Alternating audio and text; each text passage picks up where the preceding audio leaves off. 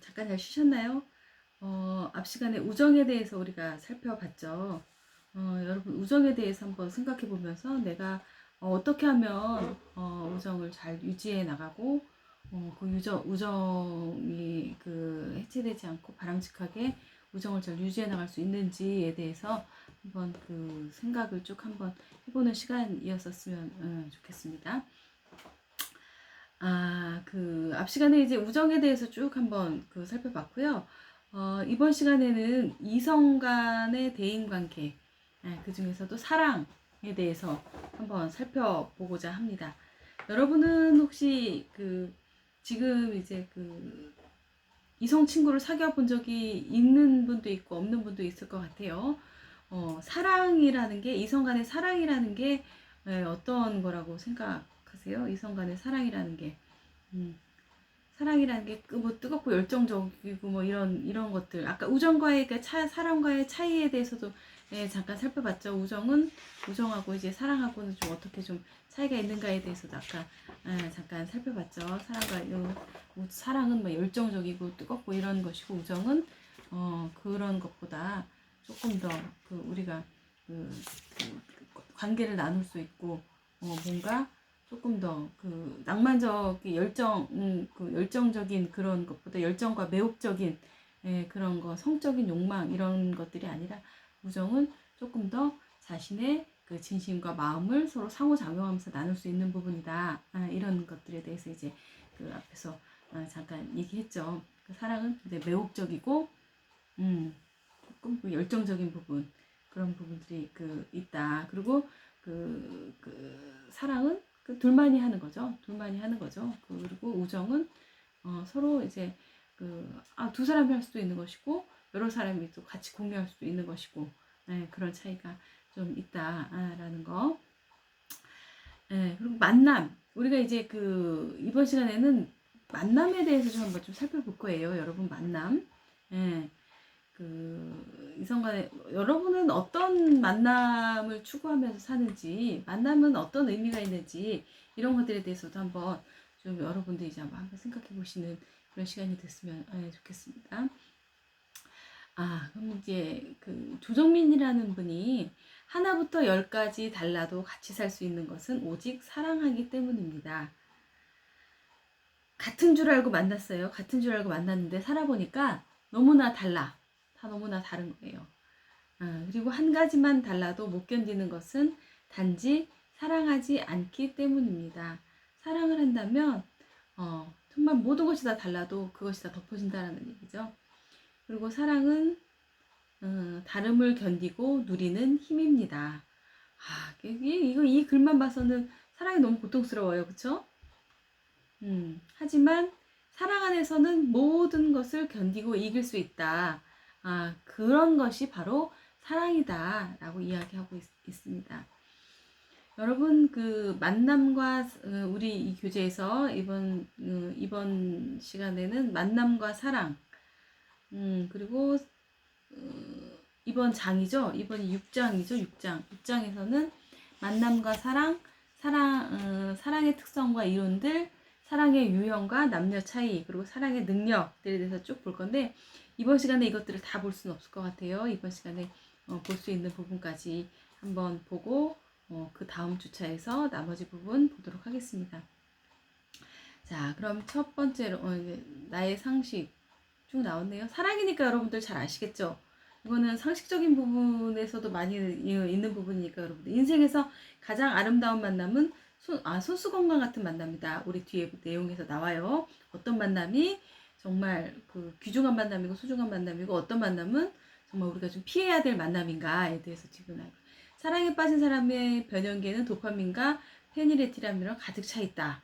이것도 이제 뒷부분에 나오는 내용들이고요. 여러분들 나중에 이거 쭉 공부하고 난 다음에 이 부분들에 대해서 여러분들 한번 확인해 보시면 좋을 것 같습니다. 여기 이제 정답이고요. 만남과 사랑에 대해서 이제 우리 교재 164페이지부터 살펴볼 텐데요. 만남과 사랑, 만남. 여러분, 만남의 의미, 여러분들은 만남을 무엇이라고 생각하시나요? 만난다는 건 어때요? 누군가를 내가 아, 만난다. 누군가와 약속이 잡혀 있다. 이랬을 때 어때요? 설렘과 함께 되게 삶이 주는 그 벅찬 감동 이런 게 있잖아요. 좋은 사람과 만날 때. 특히 사랑하는 사람을 만나러 가는 그 시간은 여러분 어떠세요? 어떠세요? 막 진짜 설레죠. 설레고 막 가슴 콩당콩당 뛰고 거울 한 번 볼 거 막 10번 보고 그런 설레임은 근데 우리의 또 호르몬의 변화를 줘서 우리를 굉장히 그 생기 있게 만들죠. 행복하게 만들고 행복한 마음을 갖는 사람은 혈색부터 달라요. 그리고 말하는 투부터 다르고요. 그 같이 가지고 있는 이 감정에서 나오는 단어부터 달라지죠. 그러니까 우리가 그 참된 만남, 행복한 만남을 가질 때는 그것은 우리의 인생이 삶이 주는 그 인생의 그 만남이란 것은 설레임과 그 아름다운 선물이다라고 이야기할 수 있겠죠. 그리고 그 마틴 부버라는 사람이 만남에 대해서 얘기했어요. 마틴 부버라는 사람이 만남에 대해서 얘기했는데 만남은 참된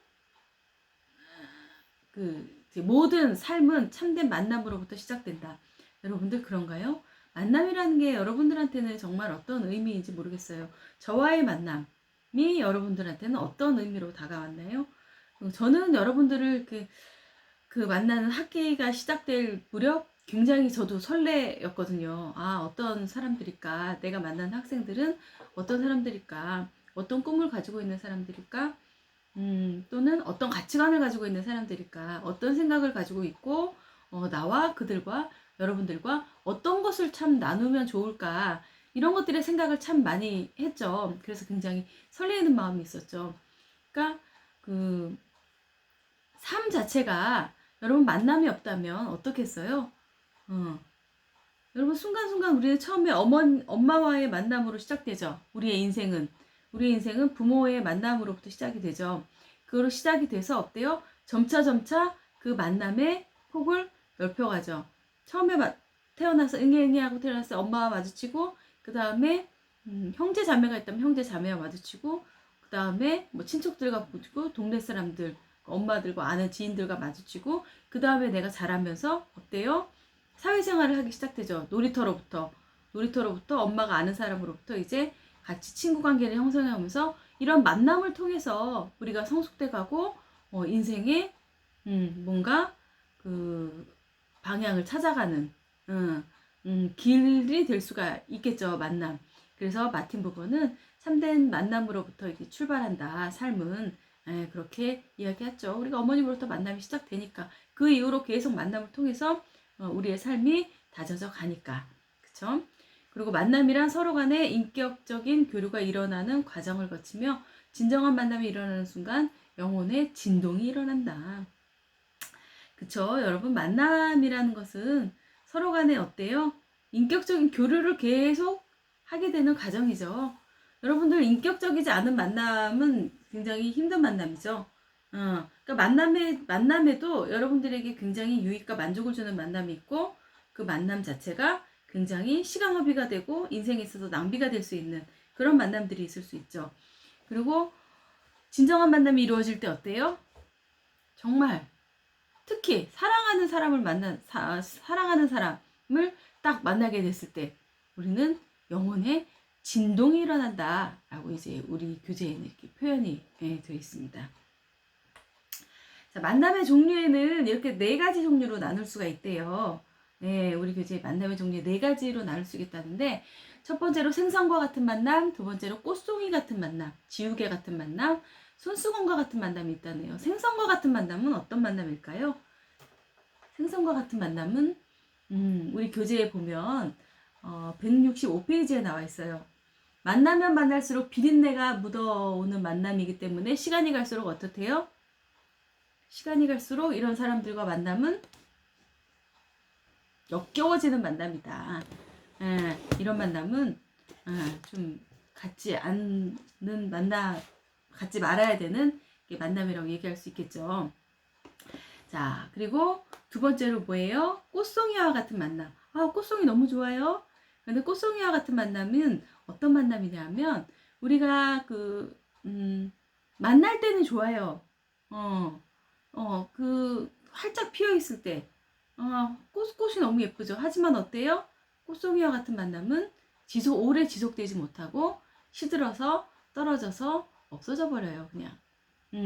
그런 것들을 이제 꽃송이와 같은 만남이라고 할 수 있다. 그래서 우리가 처음에는 호감을 주고 환호하게 되지만 어때요? 시들어버릴 때 지속적인 만남을 통해서 우리가 뭔가 우리 상호작용이나 감동이나 이런 것들을 줄 수 없는 만남이 꽃송이와 같은 만남이다 라고 이야기하고요. 지우개와 같은 만남은 뭘까요? 지우개와 같은 만남은 그렇죠. 그러니까 무언가 모르게 대단한 것들을 많이 나누는 것 같아. 많이 얘기하고 많이 뭔가를 한 것 같아. 그런데 헤어지고 나면 뭔가 시간이 흐르고 나면 뭔가 하나도 남는 게 없어. 그거는 내가 그 사람과의 만남에서 의미를 갖지 못했다라는 거죠. 그런 것이 이제 지우개와 같은 만남이다. 그리고 손수건과 같은 만남은 뭘까요? 손수건과 같은 만남. 손수건과 같은 만남은 우리가 우리의 인생의 희노애락을 같이 함께 할 수 있는 그런 만남을 얘기하는 거죠. 가장 아름다운 만남이라고 우리 교재에는 표기되어 있네요. 생활 속에서 힘들 때는 땀을 닦아주고 슬플 때는 눈물 닦아주고 이렇게 같이 힘듦과 어려움을 같이 하고 기쁨도 같이 할 수 있는 그런 만남이 이제 우리 손수건과 같은 만남이다 라고. 여러분들은 지금 만남을 하면서 어떤 만남을 하고 있는지 자신에 대해서 한번 생각해 보았으면 좋겠습니다. 자, 그리고 만남의 종류에 대해서 알아봤고요. 우리가 만남의 이유, 여러분들은 왜 만나세요? 사람들을 왜 만나세요? 만나는 이유가 뭘까? 만나는 이유. 상대방에 대한 호기심 때문이다. 첫 번째로. 여러분 상대방에 대해서 내가 좀 호기심이 생겨.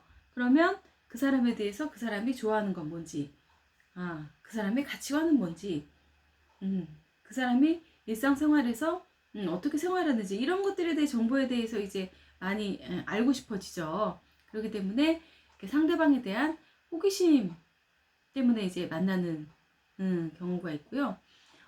또 그 상대방에 대해서 호기심을 갖고 점차 알아가는 그런 만남이 있죠. 그리고 또 그 상대방을 조정하기 위함이다. 컨트롤하기 위한 만남이 있을 수도 있죠. 그 뭔가 자신이 그 상대에 대해서 어때요? 그 만남을 통해서 얻은 정보나 뭐 이런 것들을 통해서 의도하는 그 자신이 뭐 이루고자 하는 의도하는 그러한 목적을 이루기 위해서 이제 그 만나는 그 조정하기 위한 컨트롤하기 위한 만남이 있을 수도 있다. 라는 거. 만남의 이유 중에 하나라는 거. 그리고 동정, 컴패션이라고 하죠. 그 동정, 연민 이런 것들은 이제 사랑하기 때문이다. 그 동정과 연민의 마음이라는 것은요, 여러분, 사랑이라는 것은 동정과 연민에서 시작되기도 하죠. 그런 마음이 내가 저 사람에게 뭔가 주고 싶고, 저 사람에게 뭔가 조금 더 힘들 때 함께 힘이 돼주고 싶고, 이런 것들, 이런 마음을 가진 것은 사랑이라고 이야기할 수 있죠. 그러니까 우리 그 교재에 보면 모든 사람들은 자신이 관심을 가지고 있거나 살아가는 사람에 대해 끊임없이 알기를 원한다. 좋은 것이나 좋지 않은 것이나 상관없이 모든 것에 대해 더 알기를 원하는 것은 상대방에 대한 사랑과 관심이 있기 때문이다. 라고 표현을 해놨습니다. 그러니까 우리가 만남을 갖는 이유는 호기심이나 조정이나 동정 이런 것들 때문에 이제 우리가 만나게 된다라고 이야기하고요. 만남과 사랑에서 만남으로 인한 강력한 경험 보면 만남으로 인한 강력한 경험에 대해서 이제 이야기하고 있는데요. 세 가지에 대해서 이야기 하고 있어요. 첫 번째, 두 번째, 세 번째는 이제 에 대해서 세 가지에 대해서 얘기하는데요. 처음에 관계 맺는 경험이다. 여러분, 이제 우리가 모든 삶 속에서 경험이라는 것이 굉장히 중요하죠. 예, 경험이라는 것이 굉장히 중요해요. 여러분들은 그 관계를 맺으면서 어떠한 경험을 갖는지, 우리가 제일 처음에 태어나서 어때요, 여러분? 사람의 이 세상을 살아나가면서 우리는 누구나 사랑받기를 원해요. 여러분도 마찬가지죠. 저도 사랑받고 싶어요. 여러분들도 사랑받고 싶죠. 그 사랑은 하지만 내가 받고 싶으면 남에게 그 사랑을 나눠줄 수도 있어야 돼요. 그쵸? 그 관계를 맺는 경험 안에서 그 사랑을 경험할 수 있다라는 거죠. 그러니까 사람이 그 태어나면서부터 제일 먼저 누구와 관계를 맺을까요? 우리 계속 얘기했지만 주 양육자는 이제 어머니죠. 어머니로부터 관계를 태어나면서 맞지만 그 전에 배 안에서부터 모체에게 사랑받고 자란 아이들은 그 사랑을 경험을 하게 된다라고 이야기합니다. 사랑을 경험을 하게 되고 그 성품 자체가 굉장히 따뜻한 성품을 가지고 있고 사람들을 사랑할 수 있는 온화한 성품, 이런 성품을 갖고 태어난다라고 하죠. 굉장히 안정적으로 뱃속에서 모체에서 자라난 아이들은.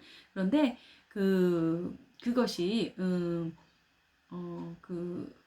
모체에서 그렇게 안정적으로 자라나지 않고 만약에 모체에서부터 사랑받지 못하고 배척당하고 굉장히 불안정한 그런 과정에서 태어났다라면 태어나면서부터도 이제 굉장히 어때요?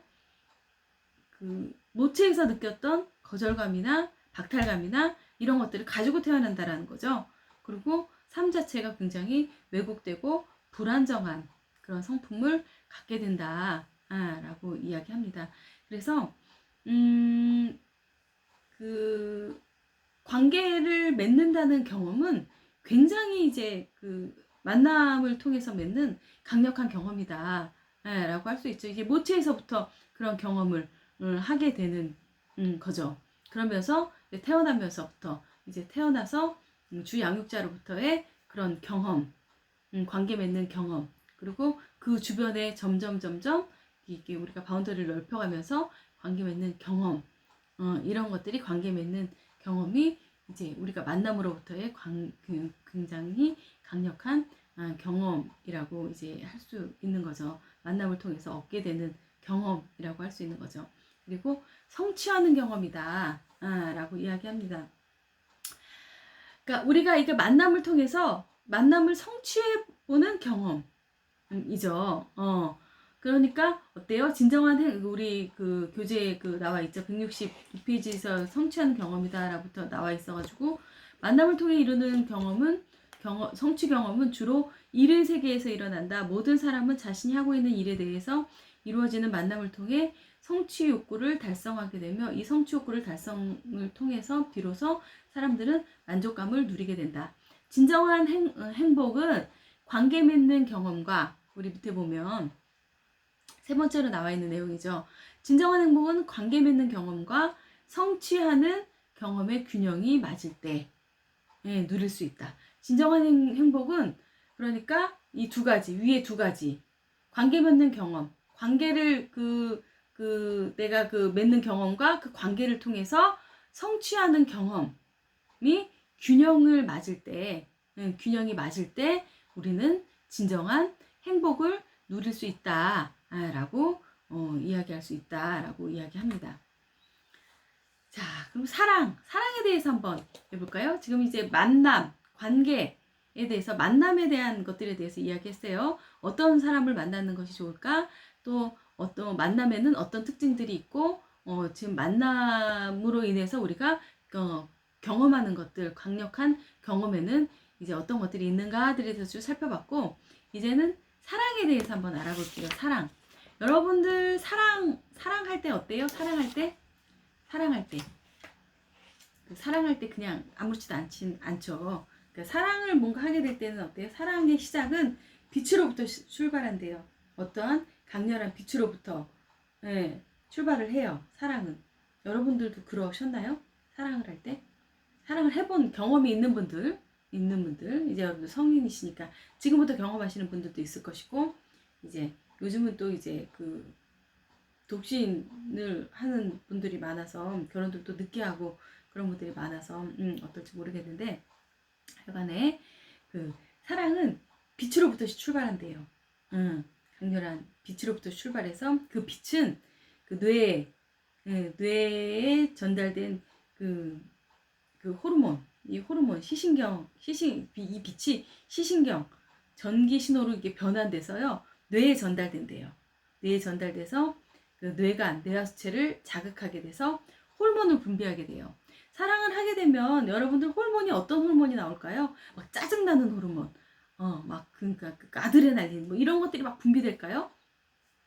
그 사랑을 하게 되면 호르몬들이 분비된다고 하죠. 어떤 호르몬들이 이제 분비될까?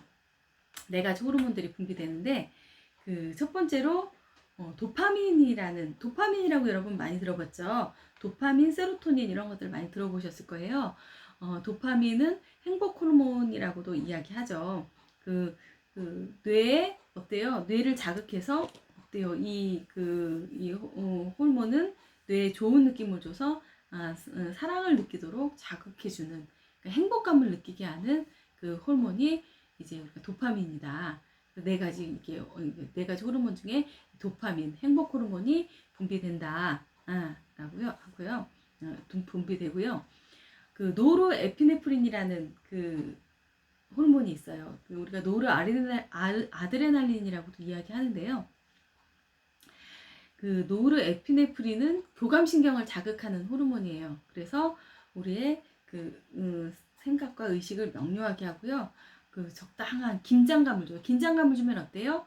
심장이 쿵당쿵당 뛰게 되죠. 심장 박동수가 이렇게 좀 증가하게 되고 그래서 거기에 대해서 우리가 사랑에는 용기가 필요해요.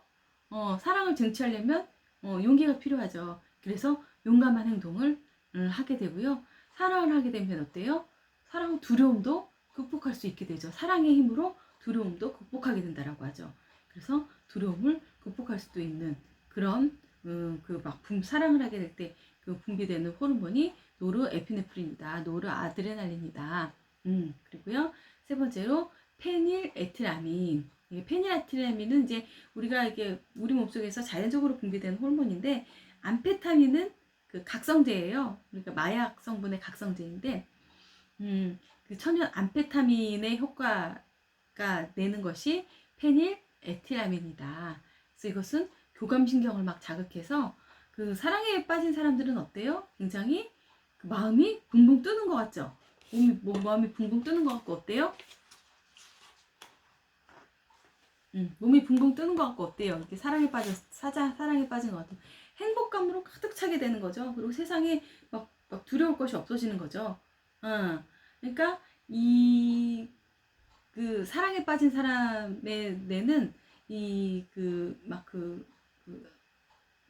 막 흥분과 자극, 각성 이런 것들이 막 되면서 교감신경을 자극해서 사람에 빠진 사람의 뇌의 변연계에는 도파민하고 에틸아민 그러니까 페닐에틸아민으로 가득 차 있다라고 이야기합니다. 그리고 마지막으로 그 세로토닌도 그 행복 호르몬이라고 이야기하죠. 정신적인 안정감을 유지하고요. 안정감을 유지하고 다른 신경 전달 물질을 지휘하고 통제하고 기분을 조절하게 된다. 세로토닌과 도파민이 가장 이제 우리가 알고 있는 그 대표적인 호르몬이죠.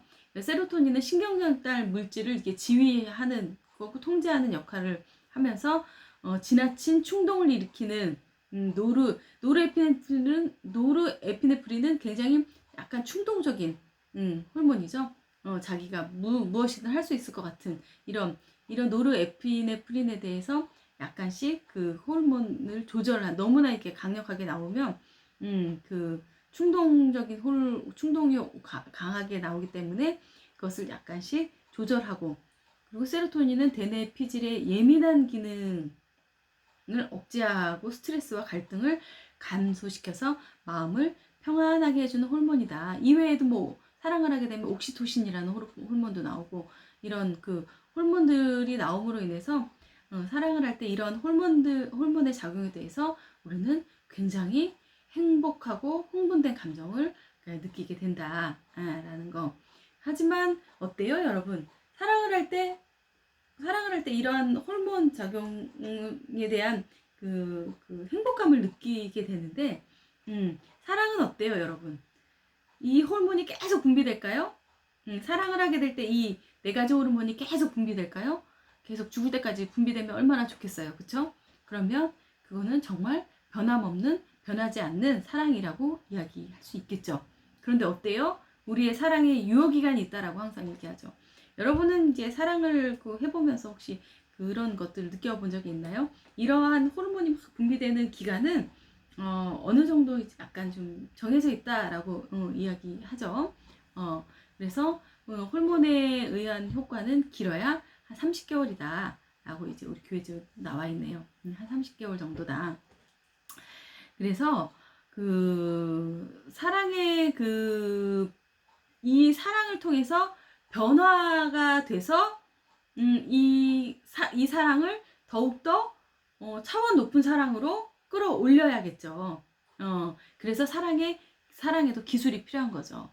그래서 에릭 프롬이라는 사람이 사랑의 기술이라는 책에서 이렇게 사랑의 유형에 대해서 네 가지로 이렇게 이야기하고 있어요.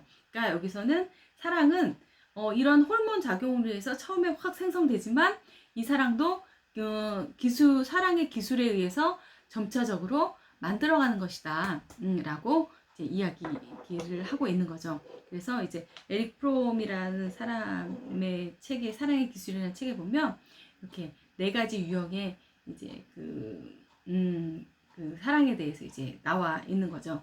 그래서 첫 번째로 보살핌, 두 번째로 책임, 세 번째로 존중, 지식 이렇게 나와 있는데 보살핌이라는 것은 생명과 성장에 대한 관심이고요. 책임은 요구에 대한 자발적인 반응이다.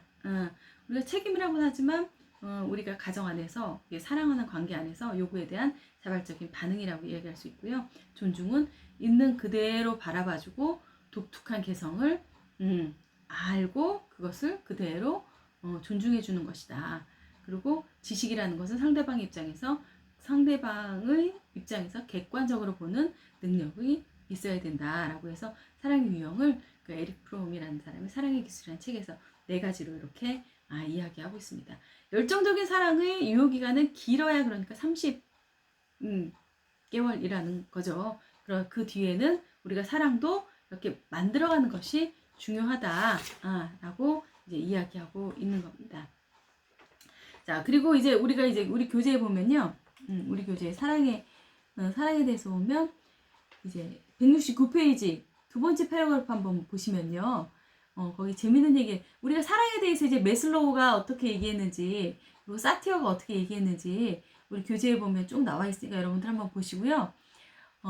그 두 번째 패러그래프 보면 10대들의 사랑에 대한 환상과 기대감 속에 나타나는 추상적인 묘사가 대부분이고 20대들은 사랑에 대해 열정과 낭만적인 감정을 나타내고 30에서 40대들은 과정으로서의 사랑을 강조하면서 동시에 사랑에 대한 책임감을 강조한다.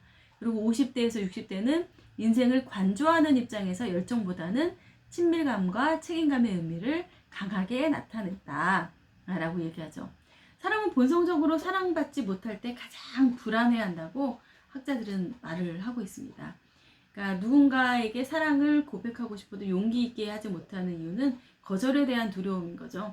그리고 거절에 대한 두려움은 또 어디서 왔을까? 거절에 대한 경험에서 왔을 수도 있고 나의 삶의 그 바운더리 안에서 어떠한 내가 양육을 받았는지 아니면 내 어떠한 환경 속에서 내가 살아왔는지에 따라서 거절에 대한 두려움이 더 커질 수도 있는 거죠.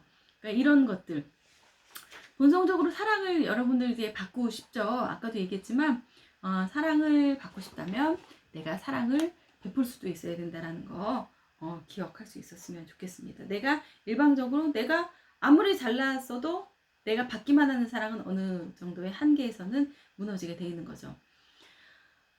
그리고 우리 교재 70페이지 보면 이제 연령대에 대한 사랑의 정의들에 대해서 쭉 나타나 있으니까 여러분들이 한번 살펴보시길 바라고요. 그 다음에 사랑의 이론들에 대해서 한번 예, 여기까지 한번 살펴볼게요. 사랑의 특성과 이론들에서 사랑의 이론들 보면 우리 앞에서도 이거에 대해서 살펴봤는데 여러분들 기억하실지 모르겠습니다. 기억이 나시죠? 에인스워스, 볼비, 에인스워스 앞에서 이렇게 애착 좀 살펴보면서 봤는데 기억 나시나요? 기억 나셨으면 좋겠어요. 그 볼비에 대해서 제가 그 전 시간에 여러분들에게 유튜브 통해서 한번 찾아보시라고 말씀드렸는데 찾아보셨는지도 궁금하네요. 유튜브 찾으면 바로 나와요. 볼비에서 할로우비 박사가 원숭이에 대해서 연구한 게 있죠. 그 애착 이론에 대해서 연구한 거 여러분들 안 보신 분이 있다면 할로우비의 원숭이 실험에서 그 애착에 대해서 나오니까 한번 그것도 보시고요. 에인스워스도 그 앞에서 살펴봤죠. 우리가 생후 6개월 전후에 부모와의 관계를 통해서 시작된다라고 하죠. 애착은. 근데 애착에는 3가지 유형이 있다라고도 지난 시간에도 우리가 봤어요. 뭐 어떤 애착이죠? 안정애착, 회피애착, 불안형 애착. 이 있죠. 그쵸? 뭐예요? 뭐가 가장 바람직하대요? 안정애착이 가장 바람직하죠. 에인스워스의 실험에서 보면 그렇게 하죠. 엄마가 방에 있다가 잠깐 방을 나가요. 그랬을 때 다시 돌아왔을 때 그 아이는 엄마를 안아주면서 엄마와의 그 애착 관계가 안정적임을 보여주죠. 회피형 애착은 뭐예요?